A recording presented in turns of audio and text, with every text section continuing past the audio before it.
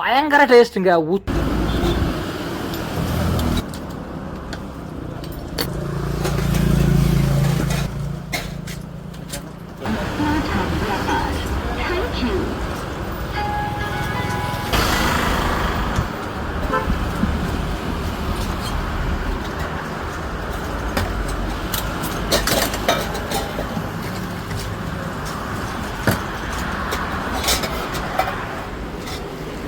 இதோட பேர் தியாகமுக்தி.